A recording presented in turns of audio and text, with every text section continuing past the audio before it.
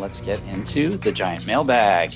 What crazy thing did City do this week? It's time for Mattress Running the Numbers. Ready for the main event? The main event. Frequent Miler on the Air starts now. Today's main event, 1 million miles in 2 weeks or less. The Scandinavian Airlines EuroBonus Millionaire promotion may turn out to be 2024's deal of the year. All we have to do is fly 15 SkyTeam airlines before the end of this year to earn 1 million miles. Of course, if something happens and they don't end up honoring the promotion as written, or at least as we understand it, it might not make our best of 2024 list. It might make our Bonvoid of the year list and go on the naughty list if that happens. Anyway, as you're listening to this, Nick, Steven, and I are in the air somewhere in the world trying to complete this challenge in 2 weeks or less. And so, today's main event, what we're going to do is actually play the Ask Us Anything live stream that we recorded on Wednesday before we took off. And so as this is publishing, we've literally just left on our trips. So anyway, that's what's up for today's main event. Yeah, it's exciting. We'll see what's going on. And if you want to see what's going on, then you should be on Instagram. So you can feel free to pause this right now and just go over to Instagram, follow Frequent Miler on Instagram, because that's where the video updates are going to be and the stories and whatnot. It's just far easier to tell a travel story that way. We'll obviously be constantly updating the blog also, but I think if you really want to kind of come along on the trip, Instagram is the place to follow for this type of challenge. So that's what you want to do. Get over there on Instagram and follow us there for all of the madness that is no doubt ensuing. Hopefully none of us have missed a flight yet as we're, as you're listening to this, but I'm thinking something's going to go wrong somewhere, somehow. So you're going to want to be watching to find out what that is. What could possibly go wrong? What could possibly go wrong? You just have to fly 15 airlines as fast as you can. There's nothing that could go wrong there. So yeah, check it out on Instagram. But let's move forward. Oh, by the way, remember, if you want to jump ahead to something or jump back to something later on, don't forget that the timestamps are in the show notes. So expand the description box if you want to do that. Wherever you're watching or listening, don't forget to like this, give it a thumbs up. We always appreciate that. All right, Greg, drag out this week's giant mailbag. All right. Today's giant mail comes from an anonymous reader who said, recently I looked for a way to redeem altitude reserve points at 1.5 cents value for Disney World theme park tickets, but learned that OTAs, meaning online travel agencies like Undercover Tourist, do not trigger real-time mobile rewards. So real-time mobile rewards are a way of getting 1.5 cents per point value from your altitude reserve points, by the way. But they go on to say, I was pleasantly surprised the US Bank Travel Portal does allow point redemptions at 1.5 cents per point for Disney theme park tickets at the Disney retail pricing. I verified only for multi-day single park tickets. Since online travel agencies will give a small discount, it's technically, less than 1.5 cent redemption, but it's not much less. And so they write, but hey, it's free. I received the tickets right away via email and added the tickets to my Disney experience. That's a great tip. That's a fantastic tip. That years ago, it used to be possible to use Chase points, I think, in order to buy Disney tickets, but that's been dead for years now. And so I know you can use built points at 1.25 cents each, but if you've got the altitude reserve, this is 1.5 cents per point, or like she said, I guess a little less. If you look at, comparison shopping, maybe it's 1.45 cents per point. It's pretty darn good for buying your Disney tickets. I had no idea that was an option in the US Bank Travel Portal. So now I got to go through the US Bank Travel Portal and see what else is there, because I'm somewhere in the sky right now trying to figure out how I'm going to beat Greg and Steven on this Million Mile Madness Challenge. And I bet there's something in the US Bank portal that's going to help me do it. So thank you very much for that tip. That was a great anonymous tip. Awards, points, and more. So we got a whole bunch of, well, not a whole bunch, several pieces of news this week to talk about. First up is tricks for finding Finnair Avios availability. What's the trick, Greg? How do I find availability with Finnair Avios? Yeah, this one's kind of a weird one, but a real easy trick. When you log into when you go to Finnair.com or whatever the URL is and try to use your points. They use Avios as their points. So even if you don't have Finnair points, if you have like British Airways points or Iberia points or whatever, it's possible to move them over to Finnair so you could get your points that way. But the problem is if you're in the US and you try searching for awards, often nothing will show up. And what cool thing that 1 Mile at a Time apparently uncovered is that simply by changing your location, like there's a box to change your location on their website, change your location to Helsinki, and all of a sudden awards show up. You don't have to change it. You could Mm. still show everything in US dollars and in English and everything, but just change your location and stuff shows up. So it's weird, but true. Weird but true. Great little tip. I think it's always worth playing with stuff like that. I hadn't with this and hadn't discovered this, but it's a good tip that sometimes just clicking around on the website can yield different results. I know I've probably talked about before how years ago I got far better pricing through an airline website by changing the language into the local language, Mm. which I mean is a trick I haven't used in a long time and probably should have used on our Million Mile Madness booking here, but in hindsight. But anyway, it's worth playing around with that kind of stuff because Yeah. sometimes you might see something different. You could also sometimes get better cash pricing by changing your location. So I've seen people report that in Google Flights, even there's a little box way at the bottom where you could change your location and keep showing results in US dollars, but you might see lower prices just by changing your location there. So that's pretty cool too. Great tip. Great tip. All right, let's talk about a few quick opportunities to buy miles cheaply. And this can be particularly useful if you can't get US credit cards. If you're not from the United States, we do have some readers and listeners from abroad. And so there's some good opportunities to buy here for you. And also, even if you are located in the US, these are pretty cheap prices. So if you need a whole bunch and you need them quickly, this might be a good deal. First up, we got Finnair Avios. You can buy those right now as low as 1.14 cents per point. That's a really good deal for Avios. That's among the better deals we've ever seen, I think, for buying Avios. It Maybe really we've is seen 1 cent excellent. I before. mean, It's we, pretty close. Yeah. we've seen lower where you have to kind of jump through various hoops, like buy through some Groupon Yeah, portal in that's what I was Spain or thinking something, of. but this is pretty good for just a straightforward sale on the points. We also got Flying Blue Miles as low as 1.34 cents per mile. And we'll link to our posts about these things in the show notes so you can expand the description box if you're looking for Flying Blue Miles and you want to find out more about that one. Again, 1.34 cents per mile. And Alaska or Hawaiian miles for 1.25 cents per mile. I think that one's only through November 15th. So you'll have to hop on that one pretty quickly after this publishes if you want to buy those. Of course, you buy Hawaiian miles at 1.25 or really, I guess, 1.27 cents each because there's a little bit of tax that gets added. But the reason you might be interested in that, even if you didn't think you were interested in Hawaiian miles, is because, of course, you can transfer those to Alaska 1-to-1 right now. So that could be an amazing deal. I'm tempted to buy at 1.25 cents each and then keep my transferable points for other stuff because I was already considering transferring some Amex membership rewards to Hawaiian. And so I'm thinking about buying these at 1.25 cents each anyway. I'll have to make that decision pretty quickly because I got a big trip coming up here. Yeah, yeah, and just in case you're not familiar with Alaska Miles, they can be used to book any of Alaska's partners, including almost any One World partner.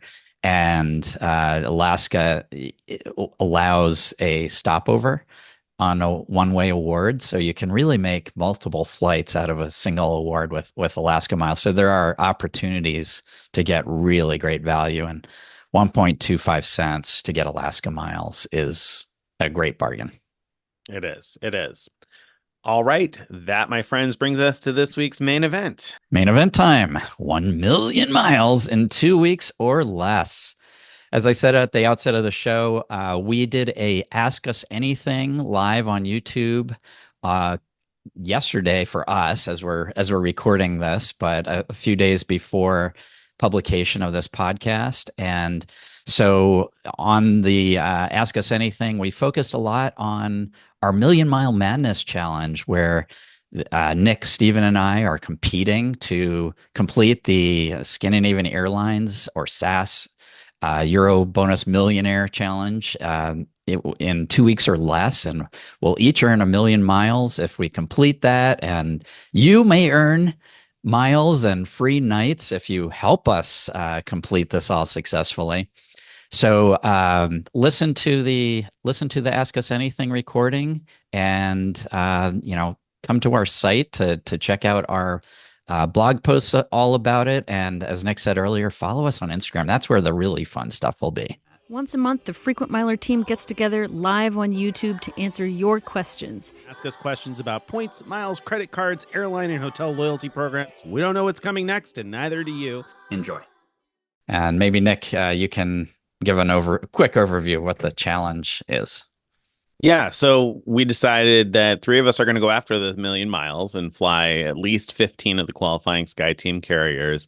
But we wanted to make it a little bit more difficult. We didn't want to just complete the challenge. We wanted to complete the challenge with SAS. So SAS, of course, you may have seen them written as SAS before, and I always pronounce that SAS, but apparently they are pronounced SAS. So we decided to take advantage of that acronym and use it to judge our challenge. So we're going to see who can complete the 15 airlines they need with the most speed, affordability, and style.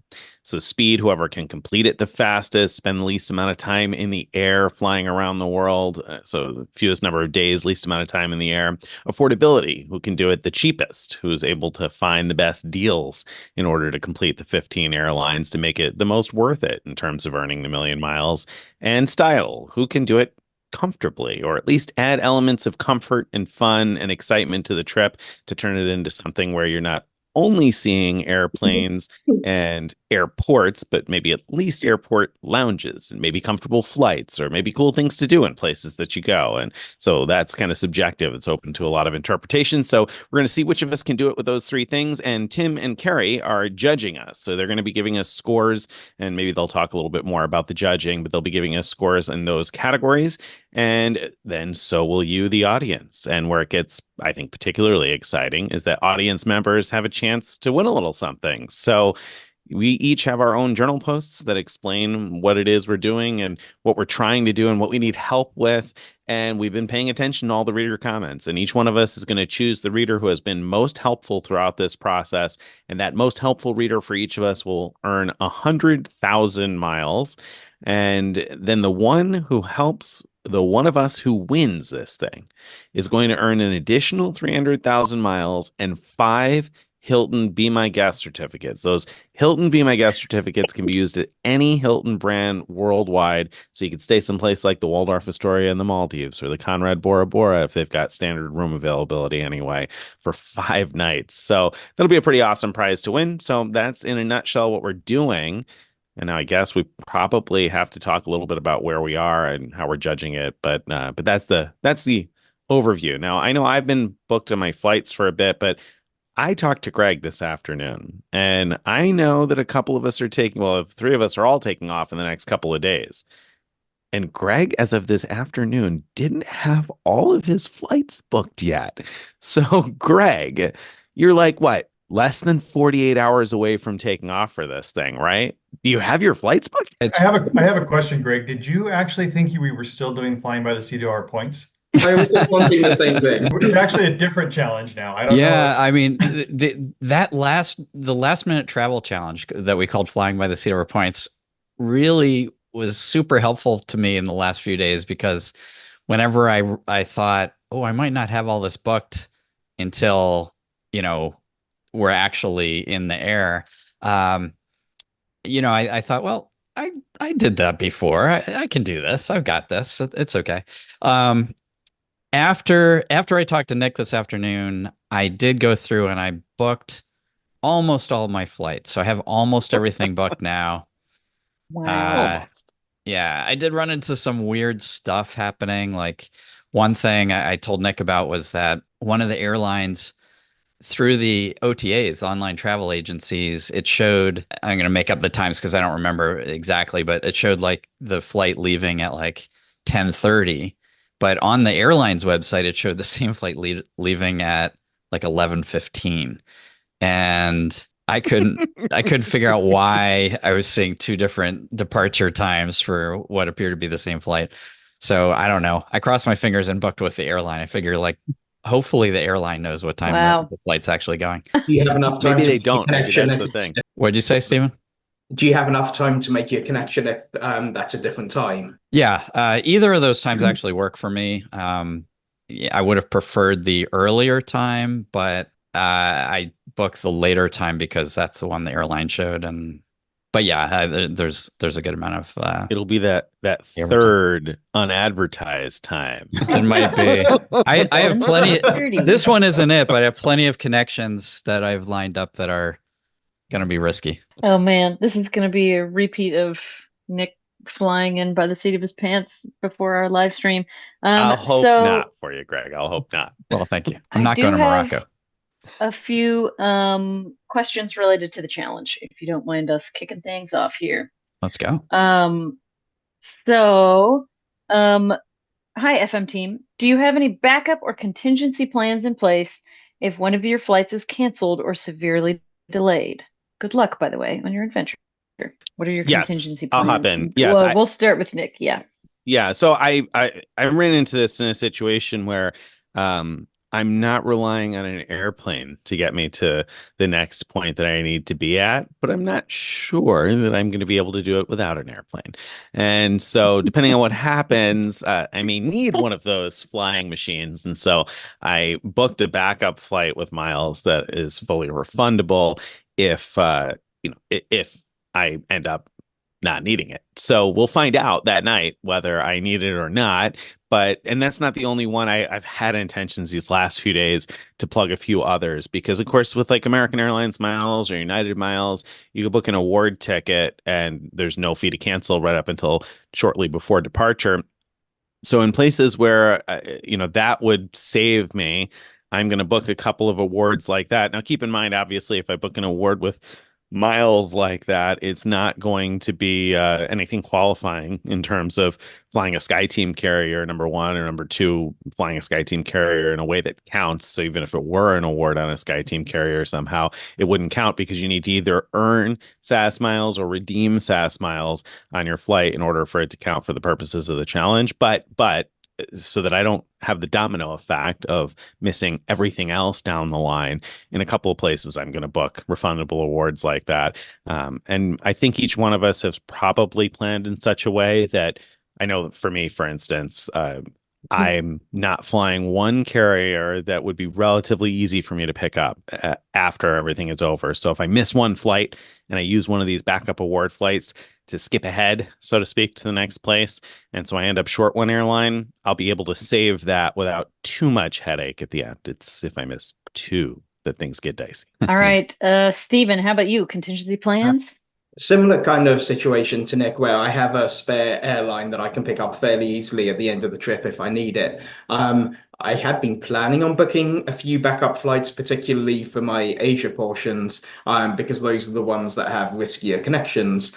I haven't gone around to doing that yet, so I'm hoping that by the time I end up getting to Europe, that I'll have a spare hour or two to sit down and have a look at a few options. But if I do need those, then I would need them at the last minute. So I'm just hoping that there would be last minute award availability if I do end up needing those and haven't had a chance to book anything in advance. So that's where I am at the moment. And Yeah. Greg, how about you? Yeah, for me, I mean, I've intend to book some backups, freely cancelable backup flights like Nick described, but that's like way down the list of other things I need to get done. I need to book hotels. I need to make sure visas are in place and things like that are more critical than having backup plans in my mind. So I may be flying by the seat of my points when things hit the fan.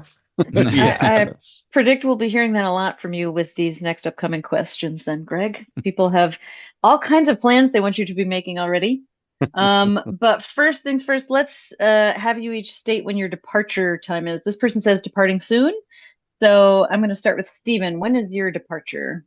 I depart at midday tomorrow on the dot. So midday tomorrow Thursday. On the dot. Thursday, yes. So Thursday, November 7th, if you're listening to this after. Oh yeah, that's a good point. Yes. Live stream. So that will be in 15 hours time. So I have time left to get everything together. So all right. I'm pretty much packed. I do need to double check what my carry-on situation is, because I know what the carry-on limits are for the actual carry-on bag. I need to double check if I can have a personal item too, because if I can't also have a Hmm. personal item, I might be a little bit hosed, because at the moment I really need I'm kind of like a hiking backpack and regular Ah, rucksack kind of thing. So wow. Okay. Packing have heavy. a little bit less clothing or something like that, and just end up being a little bit more stinky along the way. I do have some laundry detergent sheets that are nice and flat and don't take up any space. So if I do need to do any laundry in a hotel sink or something like that, then that's a possibility. So Well, remember, You can. Stephen, you have to fly 15 SkyTeam carriers. You do not have to do it showered or clothed. yeah. So, I think you might need to be clothed Yeah, probably for those. I think it's kind of frowned upon if you don't. Well, you You might have might. more room in economy if you smell really bad. Stephen had a Oh. whole row to himself the entire last half. This might earn you some bonus points. We'll see. So When is your departure, Nick? I'm leaving Friday night, so less than 48 hours from now. And so that means I'll have to leave home actually sooner. So I'll leave home Friday morning, probably. So I've got to get ready. I've got to get packed up. To Steven's point, actually, I know that some of the flights I booked only allow for personal items. So it's got to fit under the seat in front of me. So I'm bringing my backpack and my backpack only. I was intending to do a packing video on Instagram today, but I'm Wow. waiting on things that I ordered that I need in order to be that compact that have not yet arrived. So I am hoping tomorrow everything that I need will arrive, but I'm trying to stay small. Like I have my like wintry sort of a coat, which fits into this bag here. And I ordered today. A reader gave me a tip today on my post about a collapsible backpack that collapses into a bag that's even smaller than that, like palm size. And so that way I could have that second thing that Steven's talking about. If I need some extra space or I need some stuff to go out for the day, I'm gonna hopefully jam that in there, but I'm getting a little nervous because it is less than 48 hours away and I don't even have all the stuff I need. Forget about having it packed. Yeah, I saw that reader tip about the backpack, and coincidentally, I have that exact same backpack. Exact same one. Oh. I Exact thought same I've seen one. that with It's Anya before. it's Yours been is awesome. orange, right? No, the orange one was the one that was in my backpack in Santiago. So someone's soon, enjoying Nick. that one. Too soon. Yeah. The current one I But have is blue. I Nick, hated where are that you going to orange put one. your where are you going to put your spare monitor? Yes. So It's you really are pretty. going to bring it? So is that going with you? We'll see. We'll see. I Oh don't. man. All right. We'll see. Somehow your tiny bag is going to weigh like 125 pounds. All right. So Greg, when do you leave? My first flight is Friday morning, so I have tomorrow to button everything down and figure out what I'm going to pack. I do think I've gone back and forth about this, but I do think I'm gonna have to take a small, like, roll-on bag. I mean, I have a really tiny bag, but Mm. there's there's one situation where I'm pretty sure I'm gonna have to check a bag towards the end of the trip if all goes well. And All yeah, goes so I well. need a bag for doing that. Of course, I could buy one along the way if I need to. So maybe I'll do that. So you're Um, flying Emirates first class back, and you want to have like a giant bag, or enough space so that you can pile everything from the like minibar and all the Right, I'm pajamas and I'm gonna the steal all in your everything off stuff. that plane. Yeah, that sounds good. If you guys don't care about being clean, but only about smelling good, one hack that somebody told me about once that I thought was genius is just take like 2 or 3 dryer sheets and throw those in your backpack, and everything smells like dryer sheets for at least 2 weeks. So none of you are gone for longer than that. I had totally Um, forgotten about that tip until Steven mentioned you mentioned like detergent sheets or something before. And I was like, "Ooh, dryer sheets! Those are going in my bag tonight, Yeah. so I don't Mm. forget." Yes. Great idea. It's a good idea. I forget who gave me that tip. So next question here. This person wants to know, will there be a live wrap-up show for the challenge? And I'm going to add to that, what do we have planned for live check-ins? For our last challenge, for those who don't know, we had various live checkpoints that we did with our contestants. So what do we have in store for that? Tim, I'm going to toss this question to you. Yeah, so it's a little tricky this time, of course, because the 3 contestants are going to be in various places throughout the world and we don't necessarily know, they don't know where each other's time zones are going to be, all that sort of stuff. So what we're going to do is we're going to do some individual check-ins with each one at times that are convenient for them. And we will then post those on YouTube or Instagram or both. And then we'll have 2 live check-ins throughout the challenge. The first one is this Sunday at 6 p.m. Eastern, I believe. And that is when all 3 of them will be available. They will not be in the same place, but they will be available so we can kind of check and see how tired they are, if they can all if they're all still standing straight after 32 hours in economy, all that sort of stuff. And we'll have an opportunity to sort of revisit their affordability, style, and speed rankings so far. And then we will have a wrap-up show at the end where we give the final results of the scoring. We're going to hand out some awards. There'll be confetti. It'll be a nice time. And I think correct me guys, is that when you're going to announce which people were most helpful to you for the prizes, or will that be later when the points are awarded? I can't remember what we decided. I think it'll be later. Later. Okay. Yeah, everything about this challenge is kind of flying by the seat of our pants. Well, it's kind of waiting in the wings of SAS a little bit too, because we got to find out, do people win million miles? If we actually got the million points, do they actually succeed? And so, yeah, there's a chance that we're going to need readers' help in getting our points. If anyone has tips, if we end up not getting them credited, there might be tricks that people have learned that can help us as well. So that would put you in the running if that happens. Kind of hoping it doesn't. Yeah, but we'll see. This challenge has more odds than our previous challenges of kind of like spilling out over the travel time itself. So you want to stay tuned for a long time, I guess. All right, so a few more questions here, challenge related. This person wants to know, I'm going to start with Nick. What have you done ahead of time for tight connections during your challenge? For instance, buying seats in the front of the plane, familiarizing yourself with the airport layout, things like that. Nick, any tricks like that?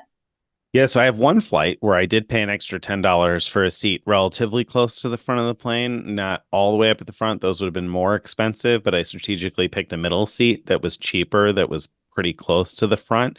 So I did pick one where that was the case because of a tight connection. And also today I decided, after I posted about this in my journal and I read lots of feedback from readers, because I've got a particularly tight connection in Bangkok. And I was a little nervous about whether I would be able to make that one or not. And I had found, looking around online, that you can buy through sites like Viator or Get Your Guide or things like that. You can buy fast track immigration at Bangkok Airport, and you'll get somebody who is waiting for you with a sign with your name at the jet bridge when you get off the plane, and they'll take you through a fast track at immigration. So that could save me, because I read readers saying that they had waited in recent times anywhere from an hour and a half to 3 hours to get through immigration. So hopefully that's going to speed me through so that I don't miss that connection. So hopefully it'll be money well spent. I actually found a pretty good deal on it and stacked it with Capital One shopping cash back. So I'm pretty happy about how that worked out. So that's one thing that I did for a tight connection to kind of hopefully minimize my issues there. My connections are not probably as tight as Steven's, I think, just from what he said. We haven't shared the details of our itineraries with each other. So we all knew when everybody was leaving, but we don't know the details of each other's trips. So that's why I say, I think from what Steven said, it sounds like his connections are tighter than mine. So I'm curious to hear what he's doing. So I would just like to thank you for that tip about Bangkok Airport, because that's where one of my tightest connections is. You're welcome. Where I'm most concerned about being able to take your nomination for most flight. helpful reader. Yep. And so you very may well be. So at the very least, I might have to buy you a beer or something sometime. But I'm definitely going to have to look into that. I had done a similar thing with buying a seat towards the front of the plane, or like a little bit further forward, just where I've got a not horrible connection, but just where getting through transit might take a little bit longer. And so that was, I think, 18 and a half bucks or something like that. So not terrible, but it was worth it. What was a little weird about that flight is that it didn't seem like there had been any seat assignments on that plane at all yet. And so I don't know if I'm going to have the entire plane to myself, in which case paying an extra 18 bucks was moot because then I could just move as far forward as I, or if it's just purely that everyone else on the flight is just waiting to be assigned seats and that it's going to be a completely packed one. So I'm hoping it's the former, so that way, I'm less concerned about having it be a packed flight and more just being able to get off the plane pretty quickly because it's a fairly sizable plane. And so if I'm like too far back, it could take a little while disembarking. I'm concerned for you about option number 3. You booked Greg's phantom flight that existed on the OTA, but not the airline website. I think we had a flight recently where it looked like no one was there, but it's because it only shows the people who paid in advance to assign a seat. So I wouldn't be too That's worried. probably it. Greg, have you spent any time thinking about how to speed up your connections, or haven't had time for that? I've spent time thinking about how to cross my fingers and hope. Now this is really helpful conversation for me. I'm soaking it in and thinking about what I need to do tomorrow. Greg's attending the Ask Us Anything as a listener this time. All right. Next question. We asked this one in a former one, and none of you had anything booked enough to really have an answer. But now that most things are booked, we'll try it again. Starting with Greg, which airline are you most and least looking forward to flying as part of this challenge? Okay. Well, so, with this challenge, there's, of course, the 15 airlines we have to fly. And then there are other airlines that we're probably each flying in order to get to, to connect the dots, basically. And 2 of the flights I am most looking forward to are that other kind that are not qualifying flights, and I'm very excited about them. But I'm not going to tell you yet because we're going to unveil our trips as we go, and I think we'll have a few fun moments in all that. Of the 15 qualifying ones, I'm looking forward to doing what is it, Shaman Air, because to get a qualifying fare, it was the easiest thing to do is book cheap business class, and it looks like it might be a nice. I mean, it's not a very long flight, but a nice little flight. All right, Nick. I don't have a worst that I'm. All right, not yet. Okay, Nick. One thing that Greg just mentioned that I meant to mention before, and I think is worth mentioning, is that if you're excited about this and interested in this and you're curious about how it all shakes out, you definitely want to make sure you follow us on Instagram. Follow Frequent Miler on Instagram, because that's going to be where, if you want to find out what's going on as it's going on and see the story unfold, that's where the videos are going to be, and the clips and the snippets and the reels and the stories. And you'll want to keep checking the story for updates, because I'm sure Greg and Steven and I will keep sending video footage over to Carrie, and she'll keep getting it up there on Instagram so that you can see what's happening. Where are we? What are we doing? Did we fly one of those flights we're really excited about? Did Steven get stuck in line at immigration, or was he on the phantom flight that didn't exist? Like, you'll find that stuff out on Instagram. So of course, we'll obviously also update the blog, but I think it's more fun to watch on Instagram, frankly. So I recommend that. Anybody who has followed our previous challenges can chime in the comments here and probably tell you that I'm not just making that up. Instagram is the fun place to watch the story. So that out of the way, what am I most looking forward to, least looking forward to flight wise? At least looking forward to, I don't know. I mean, I kind of expect similar experiences from almost all the airlines. I mean, economy class is pretty standard most of the way. I mean, service, food, everything I expect to be fine, not great, but fine. And so there's not one that I'm particularly excited about. There's one airline I'm flying where I'm flying through a hub that is perhaps, I don't know, I think more interesting. And so I'm excited about that because of the stop in the middle, more so than the airline itself. And I don't want to reveal that just yet. So yeah, I'm kind of meh on all of it in terms of excitement of the airlines themselves. I'm kind of excited about some of the places I'll end up getting to see. All right. Steven, how about you? Well, I'm just going to make a couple of very quick predictions that next exciting hub will be Taipei, but I might be wrong about that. And that one of Greg's flights will be a Singapore Sweets flight. That's look at you and your predictions. That's just as a guess. I'm probably going to be completely wrong. But yeah, in terms of what I'm looking forward to, I think my best flight is going to be my flight tomorrow.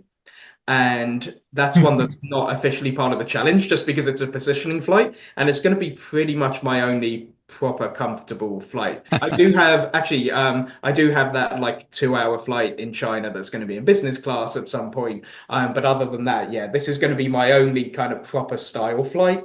And so that's the one I think I'm most looking forward to before a couple of weeks of flying around the world in economy. In terms of ones that I'm least looking forward to, I don't think there's anything that I'm dreading necessarily, other than not in terms of the experience anyway, other than the stress of being able to get off the plane in time to be able to make my next flight. That's what I'm more concerned about with one of the airlines in particular.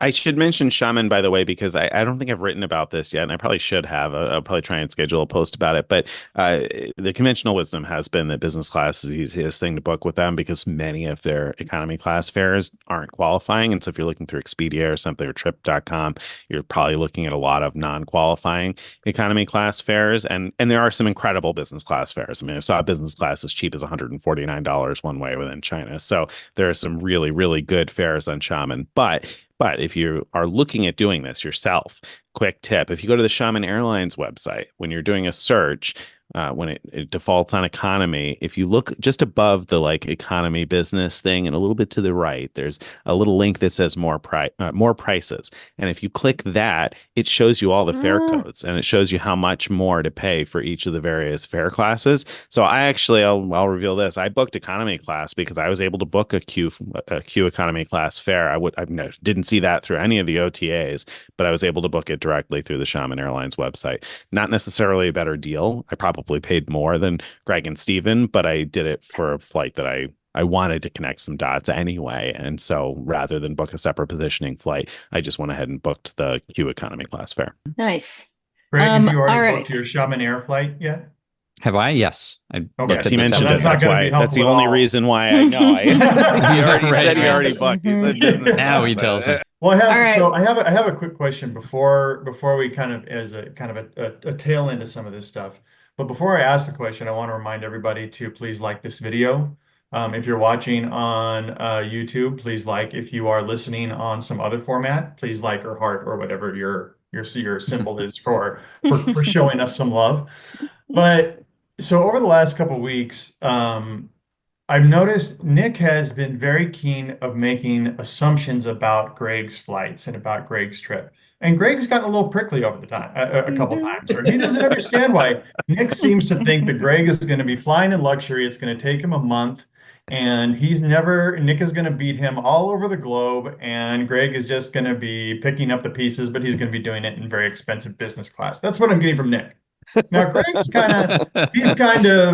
he's pushed back on that a little bit. And so, well, so what I would like all three of you to hear what's one thing that you're confident you're going to do better than anyone else. Now, this doesn't necessarily mean I'm going to do the most affordable. It doesn't necessarily mean, but just, are you going to get to Europe fastest? Are you going to make everybody drool at how comfortable your flights are? I'd love to hear one thing that you think, and Nick, don't talk about Greg's flights anymore because it's just going to piss him off. So what's one thing that you think you're going to do better than the other two contestants, or faster or cheaper? Okay. Permission to gloat. Start with Nick. Time well spent on the ground. I think I've got some pretty interesting things planned, or at least planned is a strong word, intended. I've got some pretty interesting things intended. And so I think my time spent on the ground is going to be pretty good. And really, to be honest, if I were to pick the thing that I think I'm most confident about at this point in terms of the various judging aspects, it's audience choice. I think I can win your hearts. I think I can win your hearts. Hey, Santa again, maybe? You're not going to see Santa twice. All right. Nick's one trip without an airplane is where he's going to be on a sleigh with reindeer pulling it. Yeah, he's going to make a ground connection on a sleigh. He's definitely going to lose it for speed. You're going to need to take that until December 24th. True. All right, Stephen, we want to hear you gloat a little bit. What's your brag? I'm feeling pretty confident about my speed. I'm feeling fairly confident about my affordability compared to these guys, but I think my speed I'm not sure I could have put together an itinerary that would have been much faster. In theory, I could have. I could have shortened the beginning of my trip by about 18 hours potentially, but then that would have included a couple of possible risky elements. And so I just decided to play it a little bit safer and go with what I currently have, which is still, I think, timing wise, pretty good. And I'm not convinced that the other guys will end up beating that. So I'm hoping that Okay. I'll finish first in at least one category. And if I can So, do both speed and affordability, I'm hoping that I can possibly rival Nick for audience choice, even though he's going to have a much better time on the ground. Well, you know All that, but right. you've really, that's the secret. Like, as I thought about it more, I realized that Stevens nailed it in that you need to finish first in two categories. If you can finish first in two categories, then you can make it really hard on everybody else. So I think Stevens going to have me on affordability for sure. I Oh, think really? Okay, that makes I me think even you more might both have confident. me on speed, actually. I didn't initially. Greg made me nervous when I realized, oh, he could just book the expensive flights that get him from point A to B the fastest. So I was thinking luxury, not that he could use the advantage of not worrying about affordability for speed. So I think Steven's got affordability, and I think Greg's gonna have a good shot at speed if Steven doesn't beat him. So if I can take style and audience participation, I think I can get you guys. Man, so much so strategy. Stephen, I want to follow up. So you're leaving about 20 hours before Greg. You're leaving about a day, about a full day, 24 hours. So I'm assuming since you think you're going to be the fastest, that you think you're going to touch back down in your departure well before both of them, because you're going to have effectively a full day head start. So my question is this: how many days do you think you are going to beat them by, Okay. or hours? Okay, for one of them, I'm not too sure which way round this Well, will you could be. just say just both. Like you can use them Okay. both one number, like whoever's going to be. Okay. It has to be at least Just 24 trying to hours. do. Okay, I'm gonna say my best result will be beating one of them by 4 days, and I'm Whoa. gonna guess I'm gonna be, Confident. and then I'm gonna guess that I'm gonna beat one of the others by 2 days. 4 2 days. days. Whoa. 4 Wow. Wow. days. That fence there. Don't Wow. Man, frequent that's milers, my the guy. opposite of 4 his days. 40K to far away, where he didn't Fast is come he home for doing like two this weeks. thing? It's possible that something that's been shared has been misleading though. And so I could be completely like wrong about that. Ah. So Hmm. Mm. I'm just going base, like trying to pick up what someone else may have accidentally thrown down at one point. I might be able to guess like how long they're going to be on their trip for. But yeah, Ah. that might be entirely incorrect. I might get, oh, it might be that they're leaving after me and they still get back before me, and then I'm going to be eating a whole lot of humble pie. Yes, but we're forcing you to gloat right now, Stephen. That's So right. That's right. no Be disclaimers needed. boastful. All right, Greg, it's your turn. I think I'm going to win on speed. I'll tell you, Boy. No, no, no. Steven has me a little nervous, but I'm blazing through, and so I think it's very likely. Where I would really bet is that I'd be the fastest to at least have achieved 15 airlines, assuming everything goes okay. As opposed to being the person to actually As get opposed to also Coming getting home. back home, Yeah, yeah. because that part, you know how I said there's one piece not yet booked, and Mm. that piece I'm waiting for something to fall together. Yeah, you're gonna do the So sleigh. I'm not willing to bet on that one being fast yet. Wow. Right. Getting 4 That's interesting. making me days. super nervous now. Wow. Yeah, It's going to be interesting. It's going to be very interesting to see how this shakes out. that is getting interesting. All right. Oh wait, So I've got one other thing I'm going to oh, beat everyone on. I bet I'm going to spend more money than the other guys. okay. I'm not sure I would call it a brag, but maybe a humble brag. Um, so I think I'm gonna transition us into non-challenge questions here.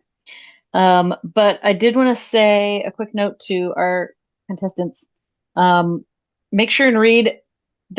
Our viewers are giving tips for the various things you're bringing up, but they're not questions, so I'm not going to share them here publicly to everybody, but make sure you go rewatch this, Greg, Nick, and Stephen, so you can read the various tips that apply to you, in case they're useful. All right, diving into non-million mile madness stuff here. This person says, I was trying to book a flight on AA using Alaska taking off in 2 days, and their website said that the itinerary is too close to departure. Is this phantom a word space? I'm going to send that one to Nick. I don't know. I've not seen that before. I've booked same day with I've booked an American Airlines flight for departure same day with Alaska Miles before, and that's not been a problem. So I haven't seen this. Anyone else Tim? have any insights on that before we move on? I've never seen that before either. My assumption is that it's either a website, clinkety clink, or that it's maybe some sort of like there are certain routes in certain parts of the world where they do actually have like a close-in booking rule. Usually it's not 2 days, but that would be my only other guess. I've never seen that before either. Oh, and I would ask, did you try the app? Because I wrote about that recently and something is kind of buried in another post, but we've had various reports from people about apps being more useful sometimes than airline websites. And so that's a situation where if I got that error on the website, I would try the Alaska Airlines app and see if I get the same error or something different, or maybe it works. And That if seems like a good failing tip. that, maybe try giving them a call, because it might be that a phone agent can push something through that you can't Great online. point. Great point. But I mean, like All Nick right. said too, I mean, just to put a bow on it, like, I mean, I've booked AA flights within hours of departure before. Mhm. So, Same. So something funny going on for sure. mhm. Okay, I'm actually going to answer this one. Player two is a common topic among the hobby. Would anyone here consider having their spouse join one podcast explaining their thoughts on their significant other engaging the hobby? I'm going to answer this because I am more of a player two than an actual player.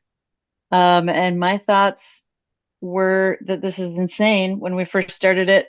I felt super uncomfortable, very Midwestern. I don't like breaking rules. So I was very paranoid that this is like not allowed. Like if we booked something with points, I thought like the flight attendants are gonna know. They're gonna be mad at us. But it didn't take long to realize it's very normal to pay for flights with points and miles, and it's not a big deal. Anyone else have gems that they've heard from their spouses that you want to share before we move on? I want a quick share because I'd love to do an Instagram of this at some point. There was at one point, and I can't remember if I'd already started working for FM or not, but my wife and I were driving in the car, and she hates listening to any Points and Miles podcast. Absolutely hates it. So occasionally I would put one on just for fun. I'm like, hey, I have one you're really going to enjoy, and she never enjoys them. But one, and I remember Greg and Nick were talking about the Wyndham Business Earner Card, which earns 8x on gas, and we all like it because of you can use the points for the cost of vacation rentals, blah, blah, blah. But so I just they were in the middle of going through this when Card Talk was a part of FM on the air, and they were going through that card. And my wife heard it and she listened to it for about 30 seconds. She's like, no more, please. I said, okay, fine. I shut it off. And she said, you know what that sounds like? And she did the Charlie Brown adult voice. Hey Dex. And I Not looked at it with all the enjoyable player twos like, podcast hey, fodder. here's what I hear. Here's what player two hears. It's true. That is an existing format on TikTok. Oh, I've seen it. All right. So, Hyatt Globalist question here. I'm gonna kick it to Stephen. My Hyatt Globalist expires soon. Should I make bookings after expiration and guest of honor myself? So the globalist status will expire on February 28th, and so you'll still have it for a couple of months into the new year. So if you're concerned about not having it like just after December, you will still have it for a couple of months. In terms of being able to use guest of honor, I guess it depends on how long you've had globalist status, because you should at the moment have 5 guest of honor awards, but if you've used all of those up, you should in theory still be able to make some bookings for next year.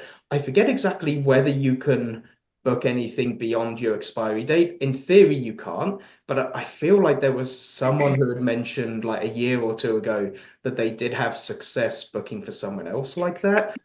I could be completely wrong, though. So I'd be a little bit wary about booking something where someone's going to count on guest of honor and then they're going to end up showing up to the hotel and then discovering that they don't have free breakfast or free parking on an awards day and things like that. I'm pretty sure it's But just based on the expiration date of the guest of honor certificate itself these days, because since they changed them to be transferable, they're not expected to necessarily be used with people who have globalist status. So I would expect it to well, work.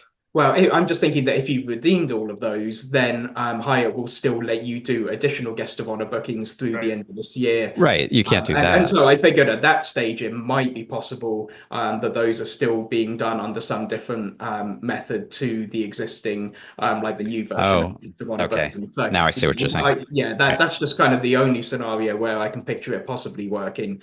If you're just using regular Guest of Honor bookings, then yeah, those will expire February 28th, and so those ones wouldn't be possible. Yeah, All I know the right. legacy guest of honor bookings can still be made right now. Whether or not you'll be able to make one for a time after your status expires, I've heard people have been able to do that in the past. I had pushback with it once, but I've heard other people have been successful in the past. Now I just don't know because it's changing. So I don't know what agents will allow or not allow, or what they've been told to allow or not allow. So I don't know. Of anybody able to book themselves using the old method, or is it always because what I remember is I've not heard of they that. would, speaking of player two, that they would Yeah, book their spouse yeah, in a Right. guest of honor Right. reservation. right. So Right. where I thought this question was going is you could be earning guest of honor, new guest of honor certificates even without earning globalist status, because you start getting them at what, 40 nights. Yeah, And that so would work. Yeah. you could say, well, I'm not going to go all the way to 60 nights, but I'll have this certificate in my account still, and I can use it later. And I don't see any reason why you can't do that. No, that you would definitely be able to do, because that would only have an expiration of February of the following, like 2026. So those would obviously, still be good for quite a while. But yeah, I don't know about booking yourself guest of honor with the legacy system. I think that probably would be a no-no. All right. You heard it here. Okay, next, I'm going to ask this one of Tim. Hawaiian Biz Card only offers $50K after $4,000 of spend now. Used to be $80K after $2,000 of spend. Considering it may go away, should we jump on it? Personally, I don't believe that the card is going to go away until they actually join the two loyalty programs. It seems like that's kind of what's been telegraphed from Alaska.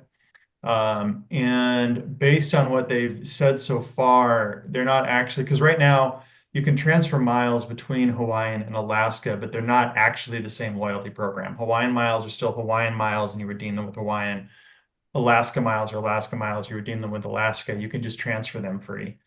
Eventually that will change and it will all be one loyalty program, Hawaiian Alaska mileage plan or whatever it is. I can't imagine that I would think we'll at least have a few more months of the business card of both of those cards being available. Whether or not a better offer comes around, it's hard to say. But you could at least, I would say, be safe with say 3 to 6 months of waiting just to see if it actually improves before then.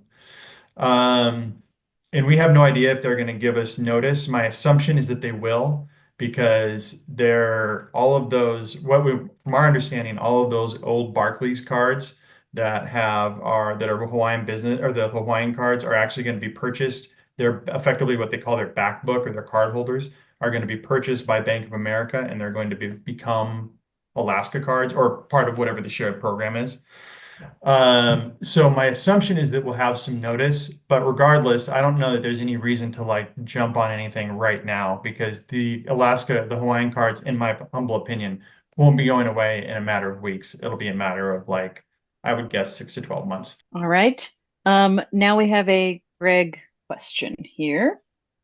Greg, Delta Amex companion certificates terms are very restrictive. Any best practices to find eligible fare class for non-holiday weekends far in advance? So, yeah, what they're talking about is the Delta Platinum and Delta Reserve cards come with a companion ticket each year upon renewal of those cards. And they only allow booking a companion when discount fare classes are available. So, once a flight is mostly full, and all that's left is the more expensive fare classes, then you can't use a certificate for those flights that are like that. So, I mean, my best practice is to try to do it far in advance is the thing. Farther in advance, the easier it is because there's a better chance of those discount fares being available. The question did say non-holiday weekends, but there's other reasons why the discount fares may have been gobbled up sooner, like trying to go to a popular location like Hawaii in the wintertime, even not around holidays, can be tough to find those fare classes. All right. So I'm going to give this one to Steven. Is there a resource for which Hilton Resorts accept prepayment? I don't think there's a resource that lists those as far as I'm aware. I know that some Vegas properties will do that, and so that might just be a little bit of trial and error, but I don't remember seeing anything online that anyone's put together where that like specifically lists that. And to be honest, it might be good if it doesn't exist, just because if it did, then I imagine that might end up going away fairly sharpish. And so, yeah. All right. Now I'm going to tentatively hand the mic to Tim, unless this is a secret thing that we're doing. Tim, do we announce personal missions, or are we? Tell me sure. what I'm supposed to. You guys want to find out, don't you? We Well, have so personal you're gonna have missions to for when each of you you. say we're Oh gonna no, find we're out, gonna I really explain don't it, but even do you know guys what want we're to finding do you out. guys want to know now? Or do Sure. you want to know in 5 minutes? Let's do it. Let's Okay, do it. let's go. Let's rip the Band-Aid right off. The carrying my post for how we're going to strictly judge each of the three contestants over these next grueling days of economy class travel will be out tomorrow.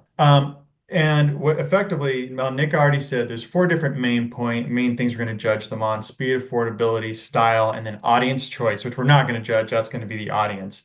And effectively, if everybody were to win all four of those, it'd end up with 100 points. Okay. So the maximum you can get from each one is 25 points. Now, we're also going to have a couple little extra credit things that they can pick up some points along the way. And we're going to be offering some best of awards at the end that are things like best flight, best local food experience, things like that, that will allow them to get some extra points as well. The last thing is each one of them has a personal mission, a quest of sorts, that if they complete this quest within their own individual trip, they'll get an additional 3 points. It's a 3 So point. now They're going to who be wants intrigued to find out how we came up with these personal missions. And now as if well. we'll decide later, but so let's start with Greg, your secret mission. No And longer it's not you secret. choose to accept it, whether you accept it or not. You're going to be you have stated that you're going to be the fastest to hit 15 carriers. So that is your personal mission. If you indeed hit 15 qualifying carriers faster than the other two, you get 3 points. Awesome. Steven, I'll bank them right now. your personal mission is that if you beat Greg and Nick, both of them, by 48 hours, you get 3 points. Okay. Nick, Mm-hmm. unfortunately, you talked a lot when you were bragging. So I got a long Nick, you're 3-pointer here. you're You're telling me always about shooting a yourself hash in the mark foot. somewhere. So your personal mission has two components. Go to Okay. Morocco. You're going to Just say kidding. that not only are you going to win the audience choice, but Uh-huh. you're also going to win the award for most cities visited outside of an airport. Yes. And if you get both of those things, not one, there's no Okay. 1.5 here, you will Right. get 3 additional points. 3 additional points. And- All right. And as a part of this, before we move this away, somebody brought up yesterday, they asked us, there's actually a journalist asked us, what do we do if we tie, if everybody ties? I think it's unlikely that there's a tie, but I want to really quickly do a tiebreaker so that we know who's going to win in case of tiebreaker. Now, the tiebreaker will be in the form of a Jeopardy question. You have to answer what is, and you can beep in by saying your name. So if Greg wants to answer, he says, Greg, if you give the wrong answer, you go to the bottom. If you give the top answer, you go to the big right answer, you go to Is the this top. happening now? Yep, right now. Okay. right now. So what happens if I ring in with Greg's name? And You both sink to the bottom. I win by default. So. Because Okay, all right. the first qualification is you have to know your own name. Okay. Okay. So, Just checking for a rules check. Quick rules check. Yeah. So the question is, you guys are all flying a promotion for Scandinavian Airlines or SAS. But what does that second S stand for? Stephen. No. Stephen. Okay. Bring it. Okay, Stephen. I feel like you had mentioned this at some point. I think. Oh, Nick's Googling. Nick's cheating. No Googling. I'm going to say Okay, I didn't do it services. yet. Stephen, I'm impressed that you were the first person to click in, but unfortunately you are Not in the incorrect. form of a So question. you go to number 3. Oh no. What is service? Nick, Greg, either of you? Nick, what is Scandinavia?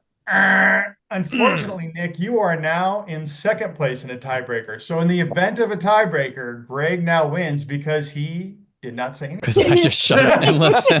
And I don't know if anybody, I can't see the YouTube comments right now. There might have been people trying to give advice, but the S actually stands for system. System. Scandinavian Airlines System. System. All right. I should have looked that up. How did I not? So think Greg, to you look are that now up? you now have the tiebreaker advantage. So go forth and conquer. I will. Go forth and conquer. All right. We'll do one or two more. This one goes to Stephen. Does booking yourself a Hyatt GOH Guest of honor. earn an additional elite night? I haven't tested this out for myself, and I haven't really heard any data points either way about this. So I'm going to throw it out to the other 3 guys in case you know what the answer is. Sure, it was not intended to, but whether it does somehow, I don't know. If somebody's listening to this in like audio form after the fact, and you're like, what are you talking about? So the Hyatt Guest of Honor certificate, if you earn those, their milestone benefits, then when you give that's a giftable award. So you can give it to somebody else and they can apply it to their stay and get globalist benefits. And when they stay, the giver of that. So if I have one and I give it to Greg and he stays and enjoys globalist benefits, I get an elite night when Greg uses the gift. And so the question here is, what if I give it to myself? Will I get an elite night for staying and an elite night for giving? I don't know. Not sure. It's probably, like Greg said, it's probably not intended to work that way. Whether or not it does, I don't know. All right. I actually do have 2 more challenge related questions, which I think we'll do instead of the other ones I queued up here. This person wants to know, did you get confirmation that SAS will allow you to award the miles to the helpful readers? Gonna ask that question of Greg. We did not get any kind of confirmation like that, but SAS does have the ability to basically pay a small fee to transfer miles to other people. So our plan is to just do that as like a worst case if we can't. We're still trying to get a hold of somebody on the SAS team to get more clarity on what's going to happen there, but that's our backup plan. So we do feel pretty confident we'll be able to award SAS miles. All right. Next question, which is I'm going to toss to Tim. Do you think anyone will run into each other? Do I think that anyone will run into each other? Yeah, will they overlap and run into each other? I mean, we are pretty clumsy, so if anybody is going to run into another contestant, I'm going to guess that it's Nick. And it's probably because he'll be trying to keep his external monitor into his collapsible as he runs around. I'm worried that my airplane's going to run into Nick's flying reindeer. Yes. Actually, I'll flip it around. I'll ask the contestants instead. Do you guys think you're going to overlap with each other? Starting with Nick. I'm sorry. We're flying the same airlines, essentially. I mean, obviously there could be a one difference or something, but basically we're flying the same airlines and they have the same hubs. So there's a good chance, though I think the way I've planned my trip, it's relatively unlikely that I'll run into these guys much, but not necessarily impossible. So we'll see. I mean, I don't know. It's hard to say. The first couple of days, it's more likely than anything beyond the first couple of days. But of course, the way Greg's talking, he's going to be done in 3 days. So maybe he'll just fly by so fast that I don't even see him. Yeah.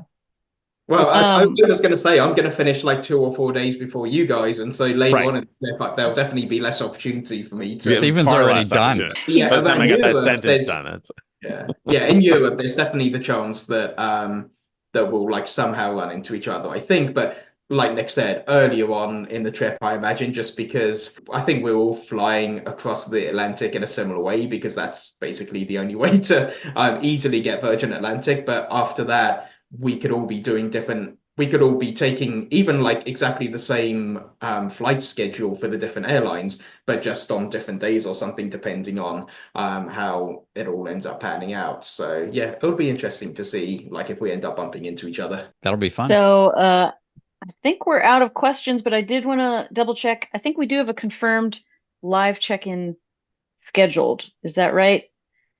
We still need to put it on the calendar. But anyone remember off the top of their heads when we had that scheduled? Tim? 6 p.m. Sunday night, I believe. 6 6 p.m. p.m. Eastern. Eastern Eastern, time, 6 p.m. Sunday Eastern, night. Sunday night. We miraculously found a time when all of these guys will sort of be awake or something. And so Hmm. we're going to try to do a live check-in of some kind.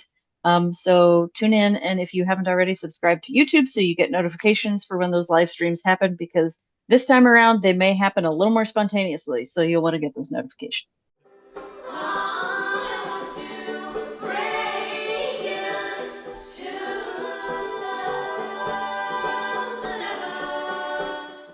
All right, so that wraps up Ask Us Anything and brings us into this week's question of the week. This week's question of the week has come in multiple places already, and I think it's worth just a brief discussion here. So an email came in, for example, said, good afternoon. I recently signed up for the Amex Platinum card offer, which requires a lot of spend, $20,000 spend in 90 days to earn 250,000 points. That's a targeted offer that some people have been eligible for, not everybody.